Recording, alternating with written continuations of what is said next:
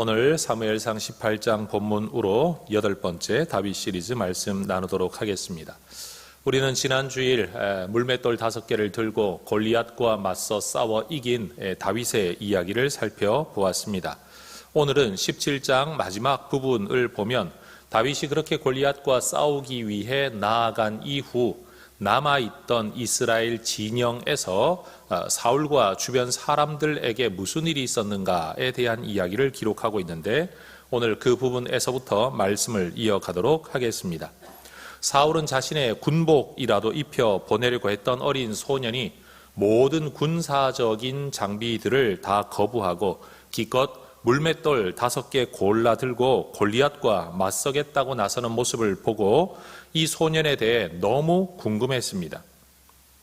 여러분, 사울이 골리앗을 물리치는 자에게 어떤 상을 주겠다라고 약속했는지 혹시 기억을 하십니까? 사무엘상 17장 25절을 보면 많은 재물, 상금을 주겠다, 딸을 그에게 주어 사위로 삼겠다, 그의 아버지의 집안은 다 세금을 면제해 주겠다, 엄청난 약속을 했었습니다. 비록 다윗이 골리앗을 이길 가능성은 희박해 보였지만 그래도 만약 다윗이 혹여라도 골리앗을 무찌른다면 사울은 약속한 대로 그를 사위 삼아야 하고 그의 집안의 세금을 면제해 주어야 합니다. 그러려면 도대체 이 사람이 어느 집안에 어떤 배경을 가진 사람인지 아마 알고 싶었을 겁니다. 하지만 사울왕 주변에 있는 어느 사람도 다윗에 대해 아는 바가 전혀 없었습니다. 다윗은 이스라엘의 군인 명부에도 올라있는 사람이 아니었고 이스라엘의 인재 데이터베이스에도 이름 한 줄 올리지 못했던 말 그대로 무명의 소년이었습니다. 하나님만이 그를 알고 있었고 주목하고 있었을 뿐이지 세상은 그를 전혀 알지 못했던 소년이었다라는 겁니다. 사울은 다윗에 대하여 자세히 알아오라고 신하들에게 명령합니다. 그런데 이런 일이 진행되는 동안 벌써 다윗이 골리앗을 무찔러 버렸습니다. 자기 손에 막대기와 돌멩이 5개만 들고 나갔던 다윗이 이제는 그 손에 여러분 골리앗의 머리를 들고 돌아오는 겁니다. 얼마나 놀라웠겠습니까? 얼마나 또 대견했겠습니까? 사울이 그 다윗에게 묻습니다. 58절은 그렇게 말하죠. 소년이여, 누구의 아들이냐? 너 도대체 네 집 아들이냐? 라고 질문합니다. 그러자 다윗이 대답하되 나는 주의 종 베들레헴 사람 이새의 아들입니다 라고 대답을 하지요. 이 질문을 읽고 있는 우리에게는 궁금증이 하나 생깁니다. 사실 다윗은 이미 여러분 사울 곁에 상주했던 것은 아니지만 그동안 악령으로 번뇌함으로 괴롭힘을 받았던 사울의 번뇌를 낫게 하려고 수금 타는 자로 사울 곁에 이미 왕래하며 섬겼던 사람이기 때문입니다. 왜 사울은 다윗을 전혀 못 알아보았을까요? 아니면 질문을 바꾸면 왜 성경은 사울이 다윗을 전혀 모르는 사람인 것처럼 기록하고 있을까요? 여러 가지 추측을 해보면 비록 왕에게로 오며 가며 섬겼다고 할지라도 여전히 왕의 신변 안전에 대한 염려 때문에 어쩌면 왕의 얼굴을 보지도 못한 상태에서 예를 들어 방 건너편에서 아니면 커튼 건너편에서 악기를 연주하게 했을 수도 있겠다. 우린 이런 상상을 한번 해볼 수가 있겠죠. 왜? 왕의 신변 보호를 위해 여러분 이 사람이 얼마든지 왕의 해를 가할 수도 있기 때문에 그럴 수도 있겠다라고 우리는 추측해 봅니다. 그러나 여러분 그 어떤 해석도 사실 우리의 마음을 시원하게 만들지는 못합니다.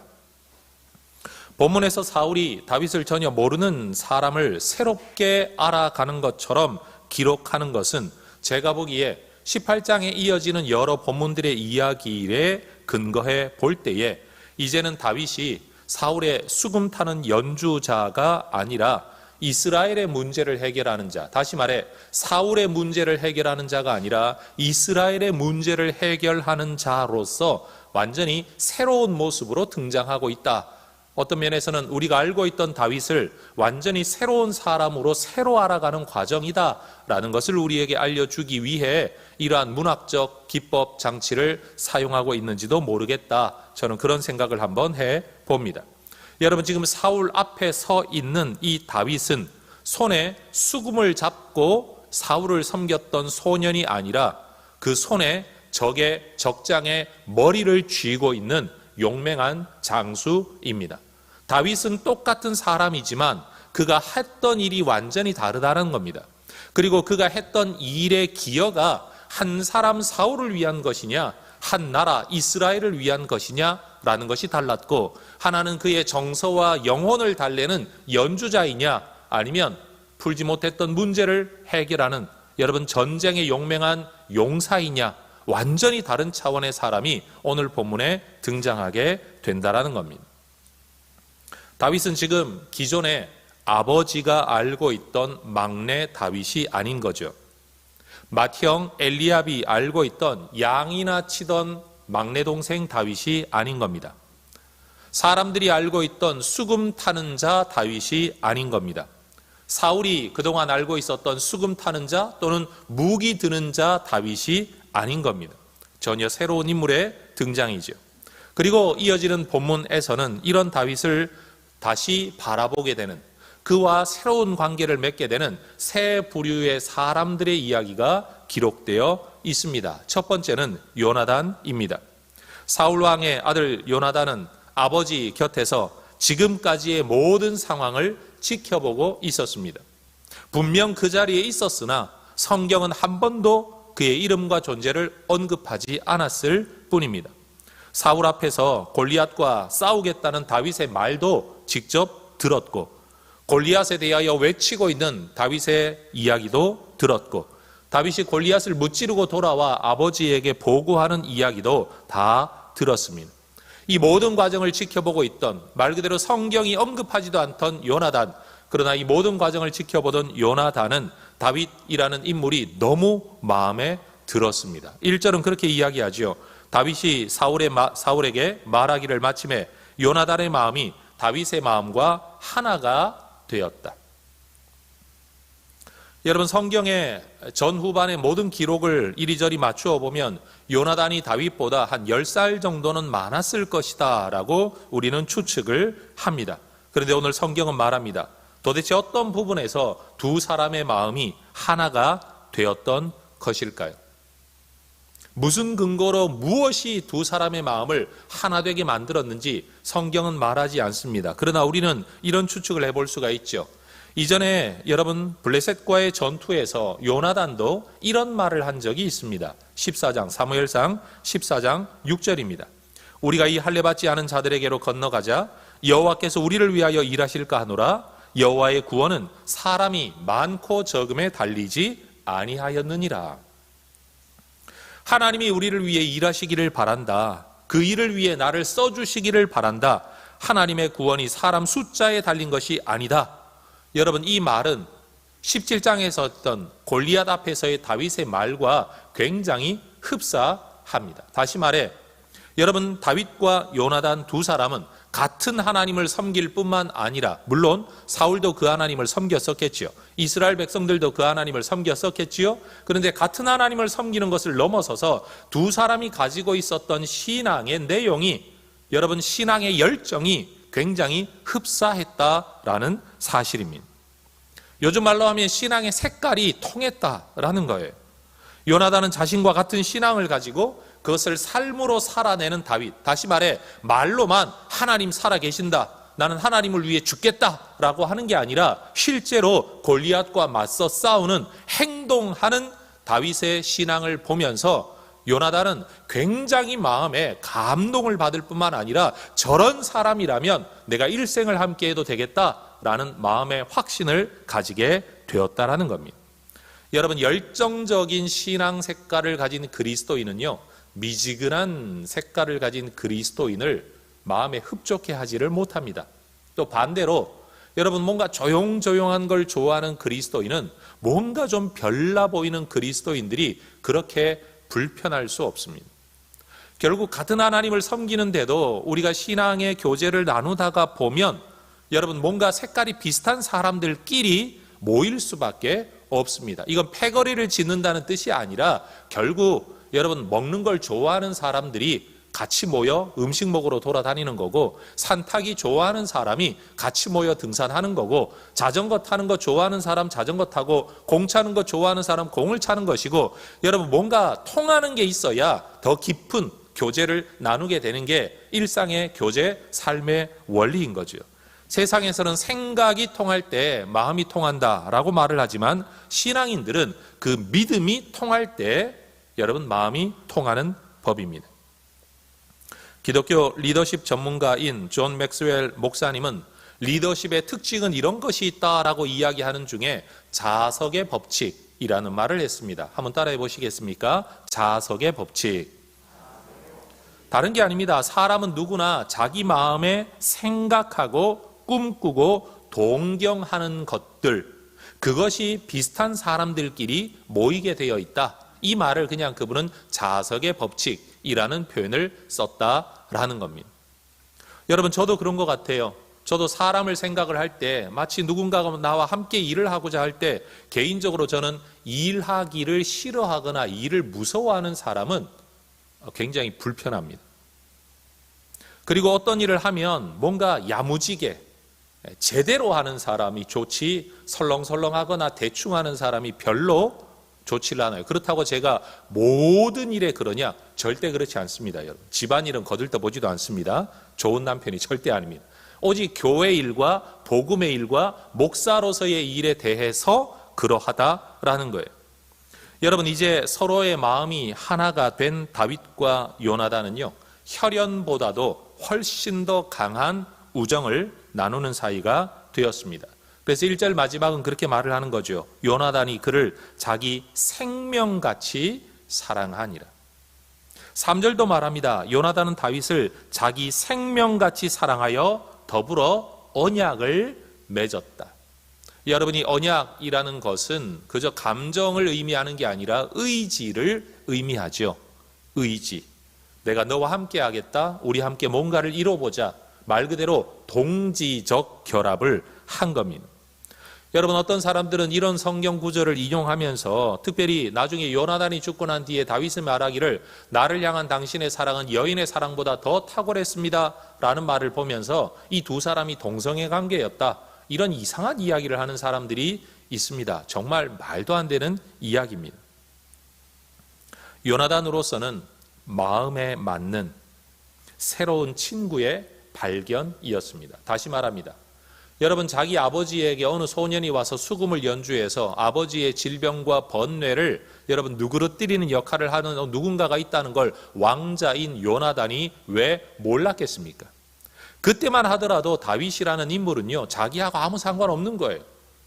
나는 멀쩡한데 아버지는 병들어 있고 아버지의 심리적 질병을 치료하기 위해 음악가 한 사람 데려다가 쓴답니다. 그러냐? 그게 끝이에요. 그리고 난 뒤에 관심이 있으면 이렇게 물었겠죠. 그 수금 타는 자 어린 소년의 역할이 아버지에게 무슨 효과가 있느냐? 예, 있습니다. 아이고, 다행이구나. 아마 그러고 말았을 겁니다. 더 이상의 관심을 가질 이유가 없다라는 거죠. 전혀 삶의 영역이 달랐고 관심의 영역이 달랐기 때문이에요. 근데 지금 골리앗과 맞서 싸워 이겨가는 이 모든 과정 속에서 요나단은 다윗을 새롭게 바라본 겁니다. 그가 수금 타는 소년인지 알고 있었든 알지 못했든 성경은 그것이 중요하다라고 지금 말하고 있지를 않은 겁니다. 여러분, 새롭게 내 눈에 띈 한 사람, 새롭게 발견된 이 한 사람을 위해 여러분, 요나단은 자기의 생명같이 그 사람을 아끼고 귀히 여기며 그와 언약을 맺었다라는 겁니다. 심지어 요나단은 일종의 언약 체결의 증표로서 다윗에게, 목동인 다윗에게 자기가 입고 있었던 옷, 여러분 이건 왕자의 겉옷입니다. 그리고 군복, 칼, 활, 그리고 주머니, 전대까지도 다 내어줍니다. 여기서 말하는 띠라는 게 그냥 허리띠 정도를 의미하는 게 아니라 사실은 여러분 띠를 말아서 그 안에 돈을 넣기도 하고 물건을 넣기도 해서 여기에는 상당히 많은 어떤 금전적 무언가도 주어졌을 것이라고 학자들은 이야기를 합니다. 여러분, 어찌 보면 요나단이야말로 다윗을 미워해야 할 사람입니다. 왜냐하면 가만히 있으면 자기가 아버지의 뒤를 이어 왕이 되는데 지금은 알지 못했지만 그가 나중에 사울 뒤에 왕이 되기 때문입니다. 왕자가 목동을 사랑하여 자신의 지위를 상징하는 왕자의 옷을 목동에게 내어주고 입혀주었습니다. 여러분, 예수님 이야기가 생각나지 않습니까? 자신의 의의 옷을 죄인인 우리에게 내어주고 입혀주어 우리로 하여금, 목동인 우리로 하여금 여러분 존귀한 신분의 사람이라는 것을 만천하에 이 나라 모든 백성들에게 알려주고 있는 모습 말입니다. 요나단은 다윗을 기뻐하였습니다. 그를 사랑하였습니다. 그리고 그를 보호해 줍니다. 훗날 그를 위해 자신의 왕관마저도 그는 포기하였습니다. 여러분, 이 모습 역시 예수님을 생각나게 합니다. 우리를 돕는 보혜사가 되시기 위해 하늘의 왕관을 포기하시고 이 땅에 오셔서 우리를 기뻐하시고 사랑하시고 보호하시고 그리고는 우리에게 하늘의 왕관을 씌워주시는 분, 바로 예수님이신 거죠. 한번 따라해 보십시다. 요나단 다윗을 자기 생명같이 사랑하니라. 여러분, 요나단, 바로 이 사람이 바로 다윗을 새롭게 본 첫 번째 등장인물입니다. 두 번째 등장인물은 백성들과 신하들입니다. 그런데 여러분, 사울 왕은 골리앗을 무찌르고 블레셋과의 전쟁을 승리로 이끈 다윗을 자기 곁에 두고 싶어 했습니다. 아버지 집으로 돌아가지 못하게 아예 왕의 명령으로 붙들어 두었습니다. 제법 시간이 흐른 후에는 다윗을 군대의 지휘관으로까지 삼았다라고 5절은 이야기를 합니다. 아버지의 위임을 받아 양떼나 돌보던 다윗이 이제는 사울의 위임을 받아 군대와 나라를 돌보게 되었습니다. 여러분, 다윗이 아무리 믿음이 좋은 사람이었다고 할지라도 나라의 일과 군대의 일은 경험해 본 적이 없지 않습니까? 분명 어색했을 겁니다. 분명 제대로 판단을 못하는 경우도 있었을 겁니다. 그러나 성경은 결과적으로는 다윗이 맡겨진 일을 지혜롭고 유능하게 잘 처리해내었다라고 이야기를 합니다. 5절을 보십시오.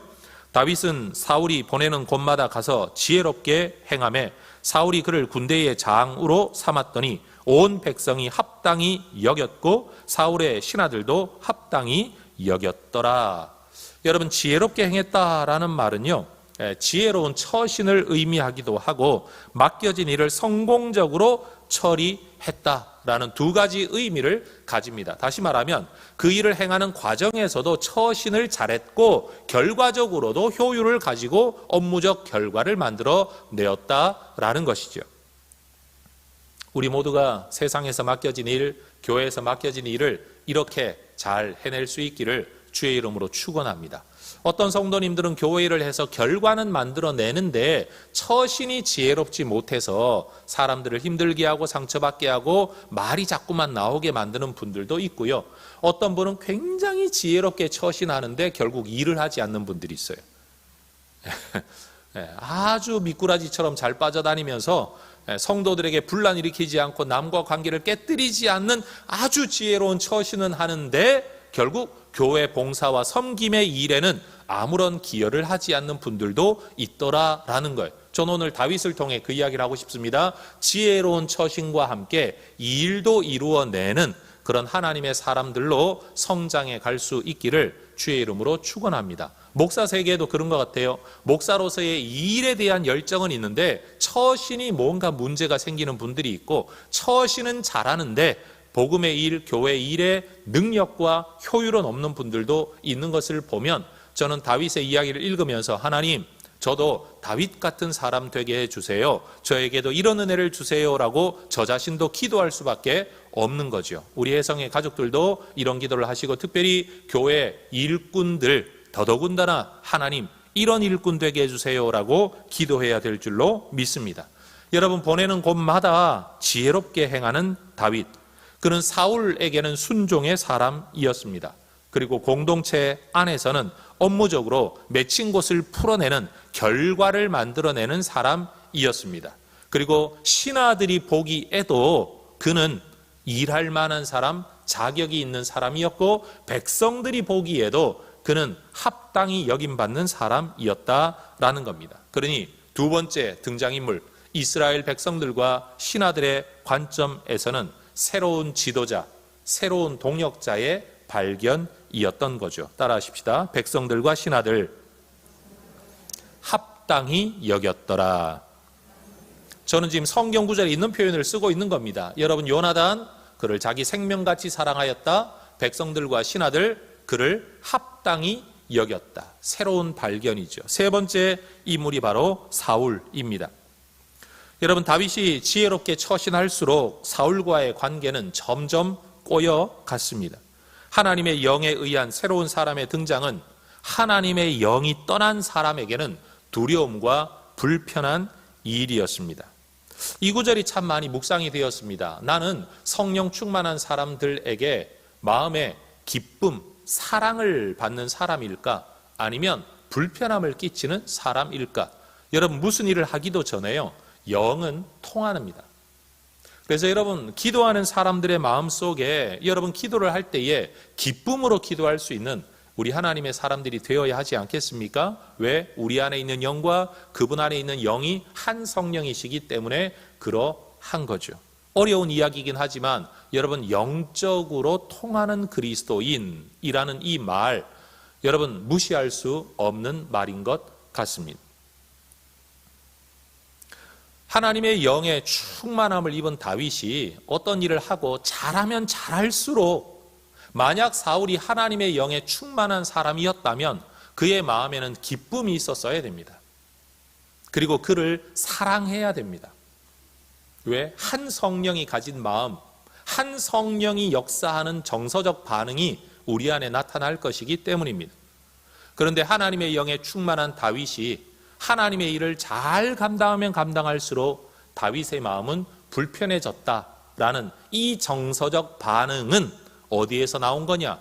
결국 사울에게서 하나님의 영이 떠나버렸다라는 영적인 현실에서 나온 정서적 반응이라는 사실입니다.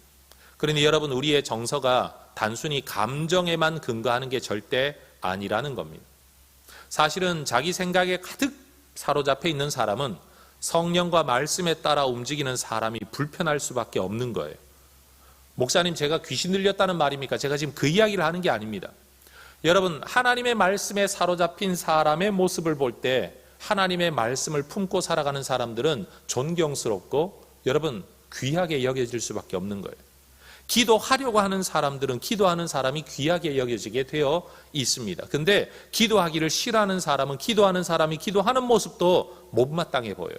기도하자는 말도 귀찮게 들려요. 뭐 자기 잘난 소리처럼 들리게 된다라는 거죠. 그러니 여러분, 내가 누군가에게 대하여, 특별히 하나님에게 사랑받고 하나님 기쁘시게 하는 사람에게 대하여 내가 어떤 정서적 반응을 하고 있나라는 것으로서도 지금 나의 영적인 현 주소를 우리는 점검해 볼 수 있다라는 겁니다.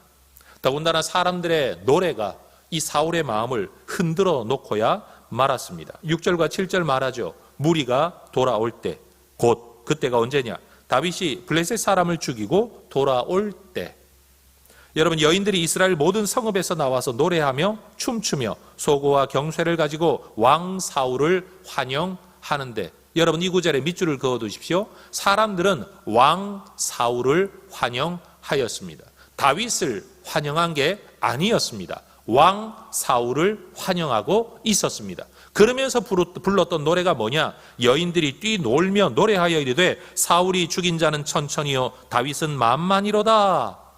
훗날 사무엘상 21장을 읽어가 보면 남의 나라 신하들도 이 노래를 알고 있을 만큼, 이 노래는 굉장히 주변 국들에게까지 퍼져갈 만큼 유행했었던 모양입니다. 천천, 만만이라는 표현을 쓰는 것은요, 천에 천을 곱하고 만에 만을 곱했다라는 뜻으로 많다라는 거지 실제로 1000명을 죽였다, 10,000명을 죽였다 이런 뜻이 전혀 아닙니다. 여러분, 사울이 분명히 왕이기 때문에 백성들은 사울 왕을 환영하였습니다. 그러면서 대신 이 전쟁 속에서 사울의 신하인 다윗이 아주 중요한 역할을 했다라는 면에서 다윗에게는 만만이라는 표현을 쓴 것 뿐입니다. 다윗이 전쟁의 승리를 가지고 온 전사였다면 사울은 이 전쟁을 승리로 이끈 사령관입니다. 이 노래는 지휘관과 장수 모두를 칭송하기 위한 백성들의 의미 없는 노래였을 뿐입니다. 또 다른 면에서 보자면 사울이 왕으로서 아무 일도 못하고 있을 때에 다윗의 결투를 통해 전쟁에 승리하게 되었기 때문에 여러분 다윗을 좀 더 지켜 세운다고 할지라도 왕으로서 사울은요, 그렇지, 이번에 다윗이 정말 큰일을 했어, 야 우리 다윗을 위해 잔치를 열자라고 말할 수 있어야 마땅합니다. 그런데 자신에게서 하나님의 영은 이미 떠나버렸고 사무엘로부터도 하나님이 너를 버렸다라는 이야기를 이미 들은 바가 있었던 이 사울로서는 골리앗 앞에서 자기는 아무것도 하지 못했는데 이 어린 소년이 뭔가를 했다는 이 사실 앞에서 스스로가 위축된 마음 때문에 이 말들도, 다시 말합니다, 왕을 환영하여 불렀던 노래조차도 사울의 마음을 상하게 만들었습니다. 그래서 8절처럼 반응하는 거죠. 사울이 그 말에 불쾌하여 심히 노하여 이르되 다윗에게는 만만을 돌리고 내게는 천천만 돌리니 그가 더 얻을 것이 나라 말고 무엇이냐. 어느 누구도 다윗을 왕 삼겠다고 노래한 것 아니었습니다. 하나님께서 그를 기름 부어 나라의 왕으로 삼겠다라고 작정은 하고 계셨지만 아직 어떤 선지자도 하나님의 어떤 말씀도 다윗을 왕으로 세워야 되겠다라고 말씀하신 적이 없습니다.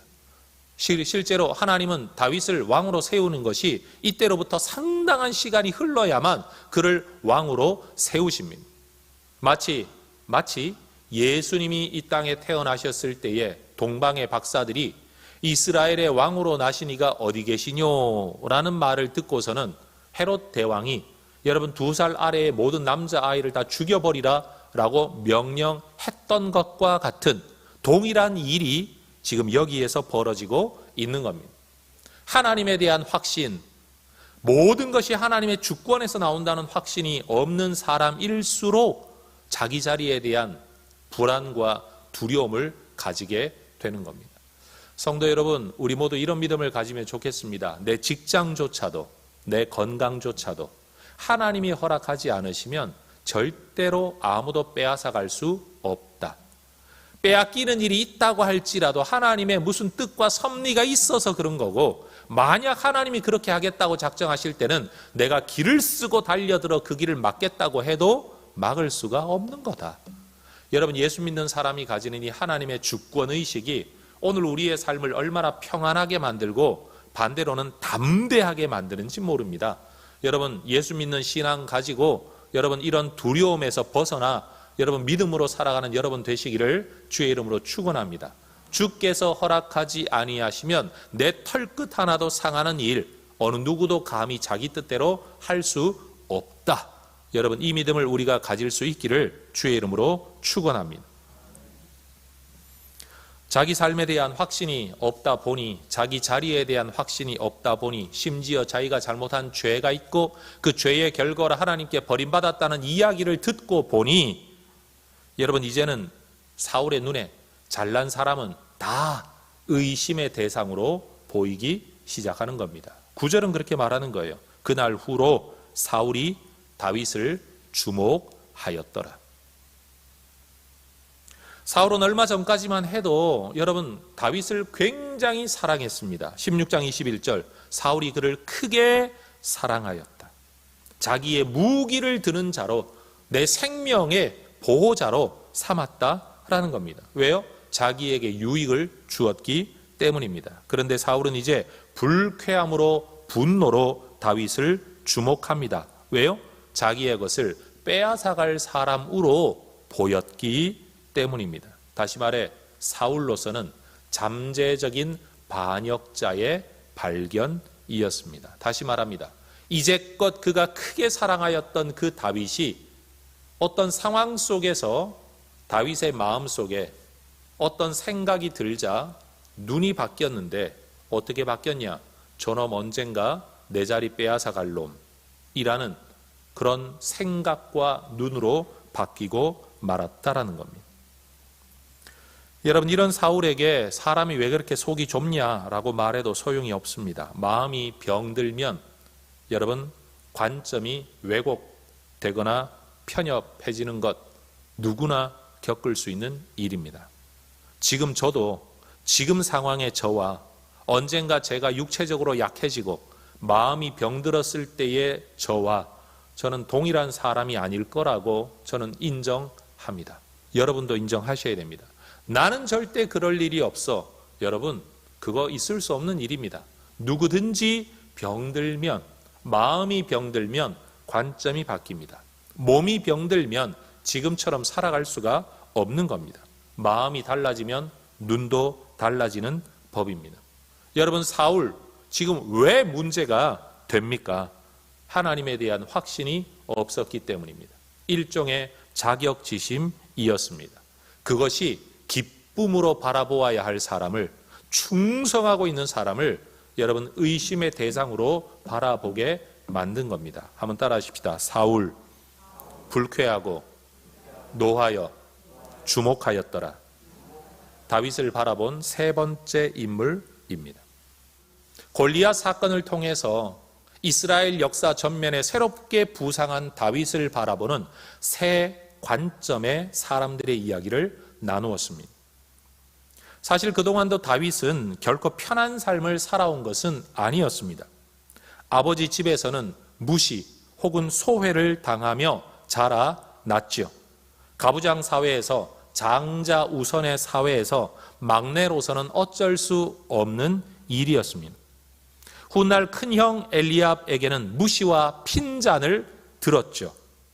큰형이 아무것도 할 수 없는 상황에서 여러분, 막내 동생이 가지고 있는 용기는 다윗이 잘못한 것은 아니지만 큰형의 자존심, 심기를 불편하게 만들었습니다. 다윗은 사울 왕에게도 거절받아야 했습니다. 너는 소년이고 그는 어려서부터 용사이다. 그러나 누가 보더라도 그렇게 말할 수밖에 없는, 그게 객관적인 상황이었습니다. 그런 다윗이 이제 누군가로부터는 전폭적인 사랑을 받습니다. 이해할 수 없는 일방적인 사랑, 요나단의 사랑입니다. 그런데 정작 자기가 목숨을 걸고 섬기고 있는 왕 사울에게서는 의심을 받고 있습니다. 잘못한 것 없는데 말이에요. 굳이 원인을 찾으라고 한다면 사울의 심기를 건드린 여인들의 노래, 그렇다고 해서 그 노래 하지 말라라고 말할 수도 없는 것 아닙니까? 이미 지나가 버린 일이었습니다. 하나님에게 기름 부음을 받고 하나님의 영에 충만하여 하나님이 세우시는 자리에서 쓰임받으며 하나님 나라를 위해 목숨 걸고 섬기는 일꾼 다윗조차도 여러분 살아오는 동안에, 살아가는 동안에, 과거와 현재에 여러분 이렇게 많은 정서적, 관계적 고비와 어려움들을 여러분 그런 견뎌내어야만 했습니다. 여러분, 하나님의 성령의 충만함을 받고 하나님이 나를 쓰시면 모두가 나를 사랑하게 될 거야, 그거 착각입니다. 사랑하는 사람도 있겠지만 여러분 질투하고 시기하는 사람도 있을 겁니다. 누군가는 나한테는 개인적인, 관계적인, 인격적인 어떤 애착도 없으면서 내가 하는 일 잘하니까 그냥 그것으로 됐다, 유익하다라고 여기며 여러분 내 효과, 내 이익만 보겠다라고 바라보며 박수 쳐주는 사람들도 있을 수 있습니다. 여러분, 하나님의 사람으로 이 땅을 살아간다라는 것은 절대로 꽃길을 걷는 길이 아닌 거죠. 믿음으로 살아갈 때, 순종하며 살아갈 때, 남이 못하는 헌신하며 살아갈 때, 성령 충만하여 살아갈 때, 성령의 감동을 따라 살아갈 때에도 여러분 우리는 이런 다양한 관점을 가진 사람들 사이에서, 세상 속에서 살아가게 된다는 사실을 우리는 기억해야 할 겁니다. 여러분, 다윗은 그렇게 자라나는 과정 속에서 아버지 이세, 큰형 엘리압, 왕 사울, 그리고 골리앗 장수, 그들의 무시, 소외, 핀잔, 거절 때문에 자기가 가야 할 길을 휘둘리지 않았습니다. 이게 다윗의 대단함인 거죠. 이것이 그의 믿음이었던 거죠. 그런데 여러분, 사울은 자기 자신에 대한 무시가 없었음에도 불구하고 다른 사람을 좀 더 칭찬하는 것 같은 그 말에도 마음이 흔들립니다. 여러분, 나이가 많다고 내면이 강한 건 분명 아닌 것 같아요. 제가 군대에 있으면서 군목으로 지내는 동안에 가끔씩 간부들에게 교육을 하는 기회가 있으면 제가 이런 말을 한 적이 있습니다. 계급이 인격은 아닙니다. 근데 간부들이 되게 싫어해요. 근데 사병들한테 이런 말을 하면요, 사병들은 되게 좋아해요. 네. 그렇죠, 여러분. 계급이 인격은 아니죠. 계급은 계급일 뿐이고요. 인격은 이병이 훨씬 더 훌륭할 수 있어요. 별 달고 있는 사람의 인격이 더 형편없을 수도 있어요. 계급은 계급이에요. 존중받아야 돼요. 그런데 인격은 다른 차원의 문제인 거죠. 여러분, 사울은 다윗하고는 나이도 비교 안 되고, 여러분, 지위도 비교가 안 됩니다. 그런데도 다윗은 소외, 무시, 여러분, 모든 질책, 이것 앞에서도 하나님을 향한 그의 마음과 내면이 흔들리지 않았는데, 사울은 여러분, 말 한마디에, 그런 의도를 가지고 있지도 않은 말 한마디에 내면이 흔들려 버리는, 그런 이미 병들어 균열되어 있는 내면 세계를 가지고 있었다라는 거예요. 성도 여러분, 우리의 마음이 건강할 수 있도록, 여러분, 병들지 않고 성령의 은혜로 충만할 수 있도록 기도하는 우리 모두가 될 수 있기를 축복합니다. 여인의 노래를 들었던 다윗은 교만해지지 않았습니다. 이 정도 추앙을 받으니 이제 내가 뭘 해도 되겠구나, 그런 생각 전혀 하지 않았습니다. 그러나 하나님의 영이 떠난 사울은 그 노래 때문에 시기하고 질투하고 분노하고 멀쩡한 사람을 의심하게 되었습니다. 그 마음이 건강하지 않았기 때문입니다. 영적으로 말하면 성령은 떠나고, 말씀에서 떠나고, 믿음에서 떠나 있었기 때문입니다. 여러분, 잠언에 이런 구절이 있습니다. 잠언 4장 23절, 모든 지킬 만한 것 중에 더욱 내 마음을 지키라. 생명의 근원이 이에서 남이니라. 따라하십시다. 마음을 지키라. 그런데 믿음의 사람이었던 욥은 이런 말을 한 적도 있습니다. 욥기 31장 1절, 내가 내 눈과 약속하였나니 어찌 처녀에게 주목하랴. 여러분, 지금 잠언은 마음을 이야기하고 있고 욥은 눈을 이야기하고 있는데, 저는 이것이 다른 이야기가 아닌 것 같아요. 결국 내 눈과 언약을 맺었다. 내가 어떻게 처녀에게 주목하겠느냐. 내가 멀쩡한 아내가 있고 가족이 있는데 육정에 눈이 멀어서 다른 사람을 한 인격으로 보지 아니하고 성적 만족의 대상으로 내가 보지는 않겠다라고 자기 눈과 언약을 맺었다고 하지만, 사실 이것은 이미 자기 마음의 결심의 문제 아니겠습니까? 마음을 지키겠다라는 말을 눈과 언약을 맺었다라는 말로 표현하고 있는 거죠. 누군가를 바라보는 우리의 마음, 눈, 나 자신을 바라보는 내 마음과 내 눈은 여러분, 성경적으로 건강할까요? 건강할 수 있기를 소망합니다. 왜곡되거나 뒤틀리지 않기를 바랍니다. 여러분, 우리의 마음이 하나님의 말씀과 성령으로 충만해야 됩니다. 그래야 어그러지거나 뒤틀리거나 꼬이지를 않습니다. 그렇게 뒤틀리지 않은 눈으로 나를 볼 수 있어야 됩니다. 내가 연약함이 발견되어질 때, 정말 이거밖에 안 되나 싶은 마음이 들 때도 한쪽으로는 여러분, 정말 이거밖에 안 되나? 그러면서도 성경 구절에 근거해 나는 어찌할 수 없는 죄인이야. 그래서 예수님이 필요한 거야. 나는 나의 연약함 앞에서 인생 이러면 뭐하나, 살면 뭐하나, 이런 방향이 아니라 예수를 찬양하는 쪽으로, 이런 나를 살려주시고 이런 나를 자녀 삼아주신 하나님에 대한 찬양으로 나아가고, 동시에 사람을 바라볼 때는 나도 내 마음대로 안 되는데 저 사람인들 오죽하랴. 그러니 우리는 서로 사랑할 수밖에 없어. 사랑해야 돼. 남을 지적하는 게 아니라 여러분, 남을 사랑하는 쪽으로 나아가는 게 건강한 그리스도인의 신앙의 관점과 반응이라는 거죠. 건강하지 않은 사람은 어떻게 됩니까? 나 자신에 대해서도 끊임없이 자책하면서 내가 이루지 못하는 삶의 기준을 다른 사람에게 요구하고, 그걸 이루지 못하는 다른 사람에게 목사가 그러면 되냐, 장로가 그러면 되냐, 예수 믿는 사람이 그러면 되냐라고 끊임없는 비판으로 자기를 향한 화살과 함께 남을 향한 화살도 쏘아대는 자로, 그래서 이런 사람이 있는 곳에는 언제나 아픔이 있고 상처가 있고 질책과 비난만 있죠. 건강하지 않은 거죠. 그러나 제대로 된 믿음을 가진 사람은 뭐냐? 나의 연약함을 바라보면서 은혜를 생각하고 예배하고 경배하게 될 뿐만 아니라 다른 사람의 연약함을 바라보면서 동병상련의 정을 느끼며 그에게도 은혜가 필요한 존재, 사랑이 필요한 존재, 용납과 허용이 필요한 존재라고 한 사람의 인격을 평가하고 질책하는 게 아니라 오히려 사랑의 용납으로 다가가게 된다라는 거죠. 그게 건강한 그리스도인의 모습이라는 사실이에요. 그래서 여러분, 아무리 많은 기도를 하고 아무리 많은 성경 구절을 그의 입에 되뇌이고 아무리 열정적으로 교회를 섬기고 있다고 할지라도, 아무리 많은 헌금을 하는 사람이라고 할지라도 진정한 믿음은 어디에서 발견되느냐? 하나님을 향한 태도, 나를 향한 태도, 세상을 향한 태도, 다른 사람을 향한 태도에서 진짜 그의 믿음이 발견되어 진다라는 거죠.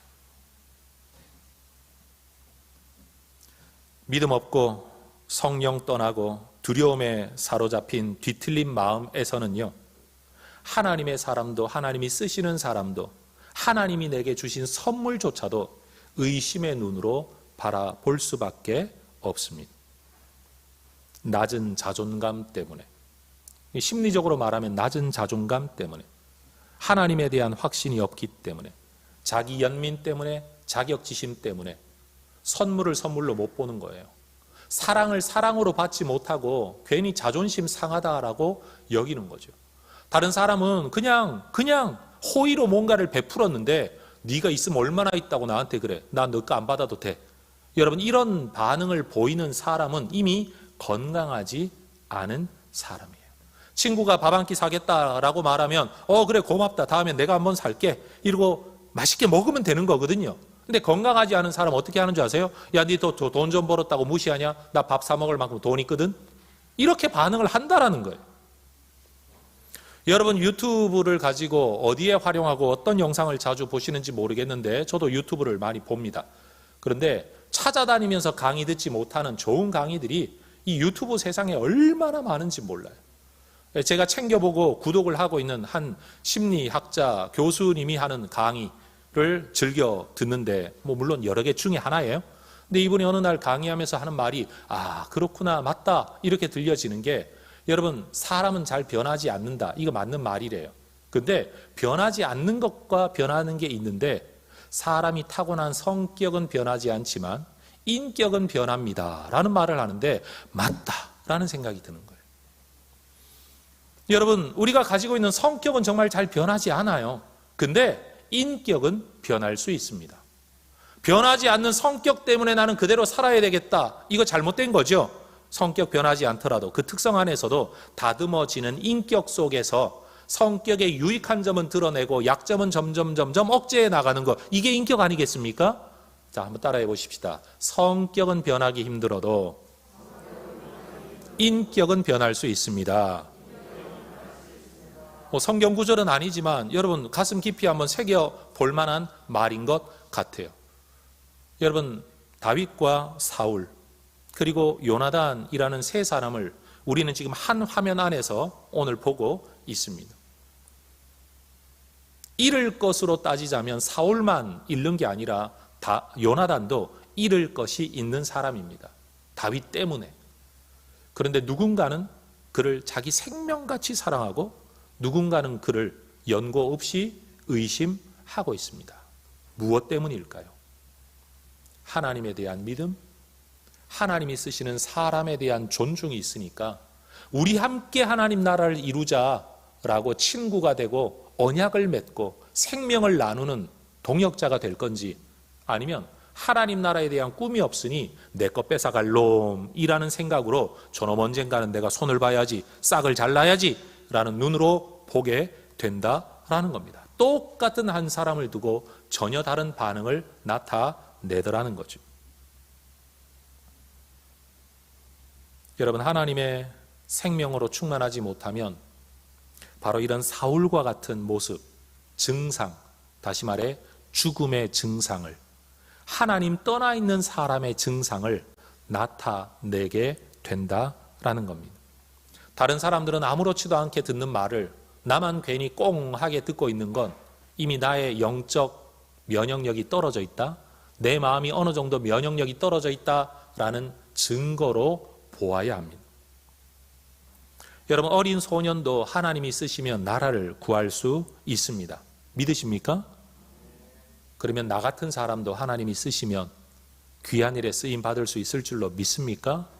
그 가능성을 열어놓고 살아가는 자가 믿음 있는 사람이지, 이 나이에 내가 나 같은 게 뭐라고. 여러분, 굉장히 겸손한 것 같지만 사실은 그것만큼 불신앙인 게 없는 거죠. 주님, 주를 위해 어디든지 쓰임받고 싶습니다. 내가 가진 건 돌멩이밖에 없지만 하나님 그것 가지고라도 원하시는 곳에 내가 쓰임받기를 원합니다. 이런 마음이 건강한 마음이고요. 에이, 나는 배운 것도 없는데 뭐 배운 목사님이 알아서 하라 그래. 나는 가진 것도 없는데 가진 장로님이 뭐 알아서 하라 그래. 나는 힘도 없는데 젊은 것들이 뭘 알아서 하라고 그래. 여러분, 이건 절대로 건강한 신앙을 가진, 마음을 가진 성도라고 말을 할 수가 없는 거지요. 그러니 여러분, 가만 들여다보면 나를 향해 가지고 있는 병든 눈이 결국 남을 향해서도 그대로 병들어 있는 관점을 가지게 된다는 거예요.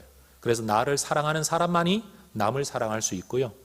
내 자신을 존중할 수 있는 사람만이 남도 존중할 수 있는데, 여기까지가 심리학의 이야기라면 여러분, 성경의 이야기에 근거하면 하나님 안에서 나를 볼 수 있는 사람이 하나님 안에서 다른 사람을 볼 수 있는 거예요. 하나님의 은혜 안에서 나를 볼 수 있는 사람이 다른 사람을 하나님의 은혜 안에 있는 사람으로 볼 수 있게 된다라는 겁니다. 여러분, 우리 모두가 하나님의 생명력으로, 하나님을 향한 믿음으로, 하나님에 대한 기대로 가득한, 여러분, 병들지 않은 건강한 영적 마음을 가진 하나님의 사람들 되시기를 주의 이름으로 축원합니다. 그 관점을 가지고 나를 바라보고 다른 사람도 바라보고 내가 처해 있는 상황을 바라보되 모든 것 안에서 이 모든 것들이 하나님의 손 안에 있다. 하나님의 주권 안에 있다. 그리고 지금 드러나지는 않았지만 하나님이 어떤 목적 안에서, 원리 안에서 이 모든 상황을 움직여가고 계시다. 이게 섭리라는 단어예요. 섭리. 우리 하나님이 섭리하고 계시다라는 이 믿음이 있는 사람은 지금 상황을 바라보면서 단순히 원망하거나 단순히 교만해지지 않을 거예요. 잘 될 때도 하나님의 손 안에 있어. 감사해야지. 겸손해야지. 잘 안 될 때도, 내가 골짜기로 내려갈 때도 하나님의 계획이 있어서 그럴 거야. 하나님이 허락하시지 않는 일이 내 인생에 벌어질 수는 없어. 나는 좀 힘들지만 우리 하나님은 계획이 있으실 거야. 여러분, 그렇게 하나님을 의지하고 오늘을 손 놓아버리고 힘 놓아버리고 삶의 줄을 놓아버리는 자가 아니라 오늘을 견디면 하나님 뜻이 이루어질 거야. 이 믿음을 가지고 살아갈 수 있다라는 겁니다. 오늘 이 이야기를 보면서 저는 두 가지 적용이 가능할 것 같습니다. 다윗을 바라보는 관점에서 우리의 삶을 적용하자면, 나는 하나님이 쓰시는 사람, 하나님이 함께하는 사람, 하나님 안에서 살아가는 다른 사람들을 어떤 눈과 마음으로 보고 있는가? 나는 얼마나 그들을 존중하며 사랑하고 있는가? 또 반대로 나 자신을 다윗의 자리에 놓고 보면 내가 하나님의 손에 쓰임받고 이끌림받아 순종하여 신앙의 삶을 살아갈 때에도 나를 바라보는 세상에는 사랑의 눈도 있겠지만 질투와 시기의 눈도 있을 것이고, 그냥 멀리서 너 잘한다 박수치는 사람들도 있을 거다는 것을 인정하고 여기저기에 휘둘리지 말고 내 길을 걸어가야 되겠다라는 생각도 가져야 할 필요가 있을 줄로 압니다. 성도 여러분, 믿음 안에서 건강한 하나님의 사람들 되시기를 바랍니다. 여러분, 믿음 안에서 나 자신을 재발견하실 수 있기를 바랍니다. 신앙은 하나님에 대한 발견인 동시에 하나님 안에서 내 존재의 재발견, 그게 바로 신앙이에요.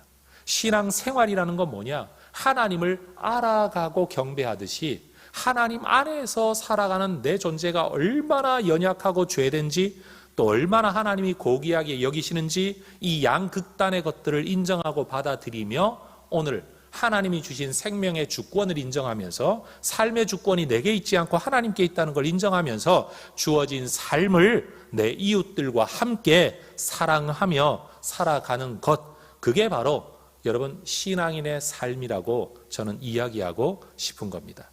여러분, 이 믿음의 길 우리 모두 잘 걸어가실 수 있기를 축복합니다. 기도하겠습니다.